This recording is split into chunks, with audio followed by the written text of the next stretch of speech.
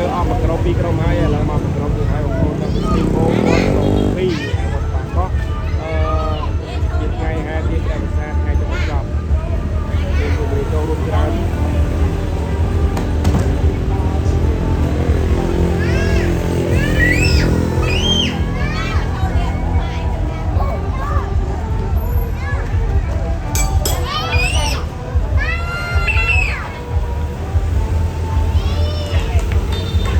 ថ្ងៃនេះប្រហែលជាខែច្រើនគាត់ហើយ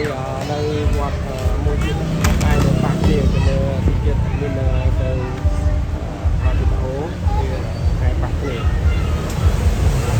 ទៅតាមដែរវីដេអូបោះនេះហ្នឹងណាហើយកាត់មួយដើម្បីទៅវីដេអូទៅបន្តទៀត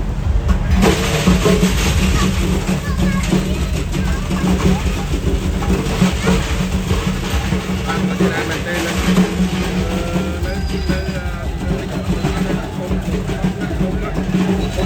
គេណាបានតែម្ដងទេវ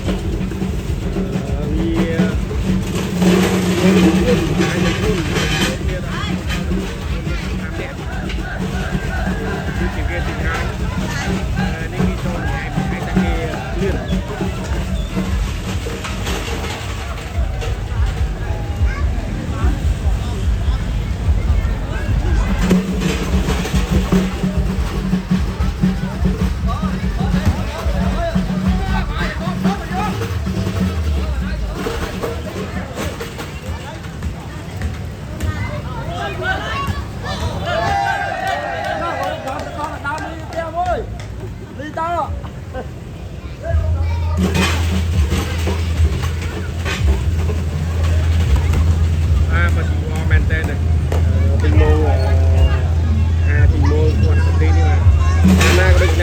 លឿនចូលរួមច្រើនមែនទេដល់ផ្ទះគេ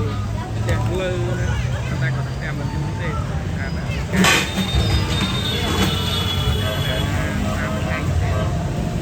អាចពេកស្វាយបានទេ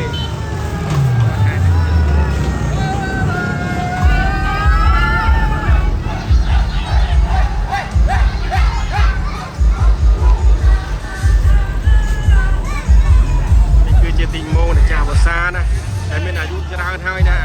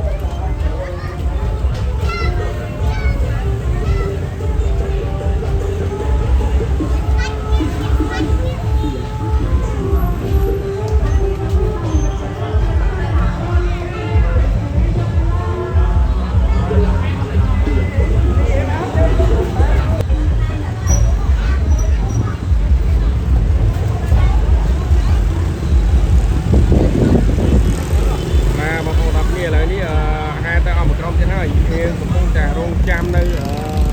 ទីម៉ូអ្នកធំបំផុតរបស់គាត់សុភីមួយទៀតមកដល់ទេបងប្អូននៅក្រៅគេហើយដោយសារទីម៉ូនេះគឺមានទំហំធំមែនទែនណា